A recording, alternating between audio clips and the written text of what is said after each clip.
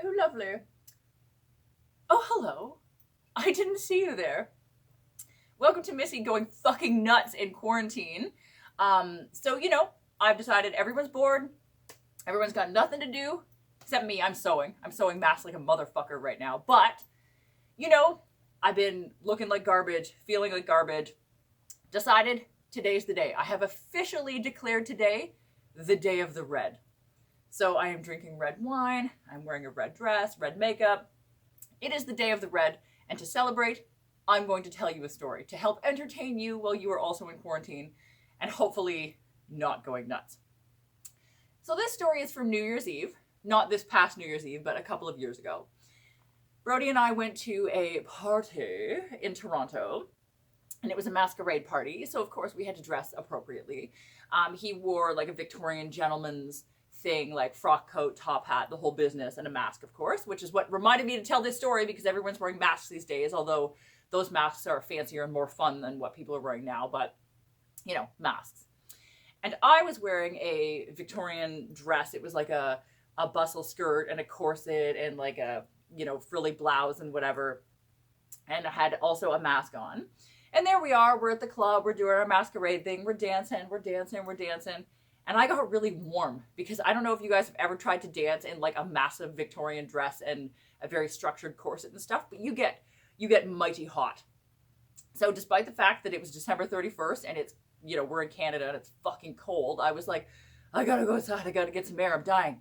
So I said to Brody, I'm like, you want to come with me? And he's like, nah, I'm going to keep dancing. And I'm like, cool, I'll be back in a few minutes.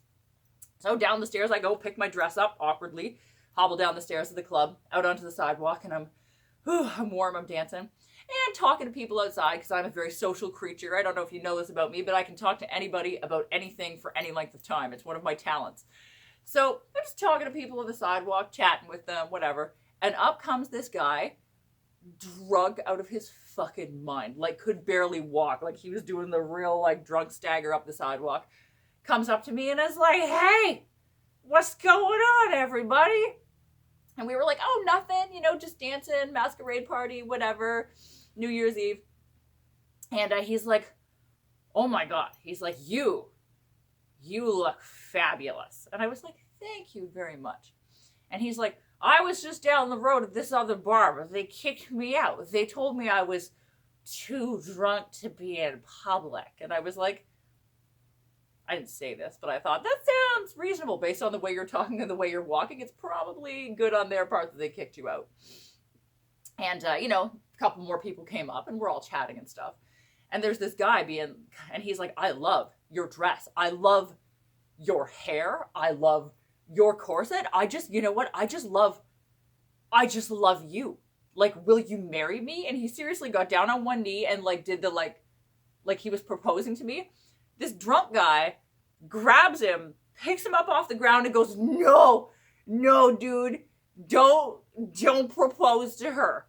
Because when they're that big, they're not really women at all. That's not a woman. And I was like, and he's like, I'll prove it to you. Comes up to me, grabs my top, pulls it out like this, sticks his face in and goes, okay. Apparently, I was mistaken. This one's really a woman. But I'm just trying to help you out, dude. Like, you don't even know. Like, how would you feel if that wasn't a woman? And I'm just like, buddy, I gotta go back upstairs. Like, you're hammered and you're looking down my blouse and I gotta go back to dancing. And he's like, that's fine. I'm going to the Vaseline bar. You want to come with me? And I'm like, I don't know what that is. But I'm going to say no thank you. I'm going to say no thank you to your invitation to the Vaseline bar. I got to go. So back upstairs. Didn't get to tell Brody the story right then because, of course, we're dancing and it's loud and it's the club, whatever. So we dance and we dance and we dance. And they kick us out of the bar I think it was about 2:30 in the morning. Well, we were taking the bus because we were drinking. And the first bus to the city where I live didn't go until 6. So we had a few hours to kill. It's the middle of the fucking night. Nothing's open. And we're like, okay, like, what are we going to do? So, freezing cold, wander down the street to this all-night coffee shop, which is very sketchy. But it happens to be across from the bus terminal. And we're like, we'll just stay in here, drink coffee for a few hours, wait for our bus to show up at 6 in the morning. So there we are. We're just you know, sitting at our table, drinking coffee, whatever, staring at each other, getting more and more tired in our fancy Victorian clothes.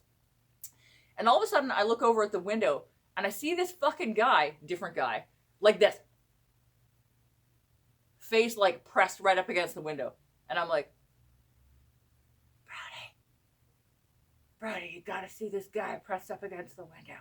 So Brody casually turns around, has a look. The guy's still there. Splat right up against the window. And I'm like, okay, if we ignore him, he won't come in here. Yeah, no, I was wrong. He immediately, like, ran in the door of the coffee shop, grabbed a chair from a different table, and drug it across the tile floor. So it was like all the way across the fucking coffee shop. Slams it down at our table, sits down, slams his elbows on the table, and goes, I just came over to see how it's going with my generation. And we're like, good. I'm going to say good. I'm going to say it's going good with your generation. He's like, that's great. Do you have any drugs? Like, straight up, like, do you have any drugs? And I was like, no, I don't have any drugs. And he was like, God damn it. He's like, you guys suck. I like drugs. And I'm like, I can see that. I can see that you like drugs, but I still don't have any. And he's like, how would you feel if I slept curled up like a cat at the end of your bed tonight? And I was like, well, my bed is not anywhere near here. And we have several hours to wait to take a bus to a city far, far away where you can't possibly come and sleep at the end of my bed, because that is a creepy thing to say. And he's like, you see, you guys fucking suck. This is why I sleep in the stairwell with the goddamn Indians, so I don't have to put up with this kind of bullshit. And we're like, okay, Buddy's getting, like, upset, and Brody, of course, is not good at, like, dealing with people on this level, because he doesn't have a retail job, so he's just, like, pretending the guy's not here, just, like, drinking coffee over here like this. And I'm talking to him like, you know, I got to deal with crazy people a lot of the time at my work. So I'm just like, oh, dude, how interesting. How interesting. Is it lovely to sleep in the stairwell with the Indians? I bet they're lovely people. You should go check on them. You should definitely go and check on them. Because, like, you know, you got places to be. We've got places to be. In fact, I'm pretty sure that it's time for our bus to come right now, and we have to go. So I grabbed Brody, and we went into the bus station, which was not yet open. So we literally just, like, left the coffee shop and, like, hid in the fucking alcove of the bus station until it opened, like, an hour before. So it was like 5 o'clock in the morning, the bus station opened. And we went in, and we were so tired. And we just, like, fell asleep, like, waiting for the bus, like, in these horrible bus seats in our fancy Victorian dresses and, like, 6 inches of, you know, goth club makeup. And we're like, just sleeping in the bus station. And our bus came at 6 in the morning, and we got back to the city. And then we had to walk all the way home. So we didn't get home till, like, I'm going to say, like, 9 or 10 in the morning from, like, the night before. And my eyes were, like, so tired. But it was one hell of an adventure, I tell you. New Year's Eve, getting mistaken for a dude, which happens to me, like, several times a week. But this was, like, a very aggressive way of getting mistaken for a dude. And then having to deal with this weirdo in the coffee shop that was, like, harassing us. And, yeah. So there you have it. One interesting New Year's Eve. How did you guys spend your past New Year's Eve? You should tell me in the comments. I'd like to know. Was it as interesting as that? I sure hope it was. Anyways, here we are, quarantine story time.